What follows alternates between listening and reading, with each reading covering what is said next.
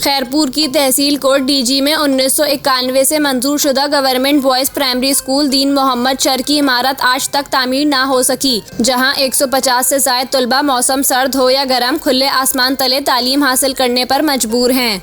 शदीद गर्म मौसम में खुले आसमान तले दरख्त के साए में पढ़ाई करते ये कमसिन तलबा खैरपुर की तहसील कोट डीजी से ताल्लुक़ रखते हैं, क्योंकि कोट डीजी में 1991 से मंजूर शुदा गवर्नमेंट बॉयज़ प्राइमरी स्कूल दीन मोहम्मद चर की इमारत आज तक तामीर ना हो सकी, जिसके बायस ना तो यहाँ क्लासरूम है, ब्लैक बोर्ड, न दीगर सहूलियात हैं, बस चंद बेंचेस, नन्हे हाथों में किताबें और तख्तियाँ या फिर कमसिन तलबा में तालीम हासिल करने की सच्ची लगन।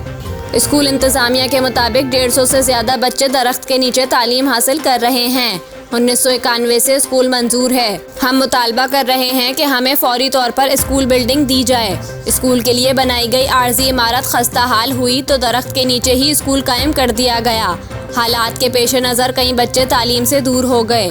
अहले इलाका ने मुतालबा किया है कि फौरी तौर पर नोटिस लेकर स्कूल इमारत समेत दीगर बुनियादी सहूलियात फराहम की जाएं, ताकि इनके बच्चे बेहतर अंदाज में तालीम हासिल कर सकें।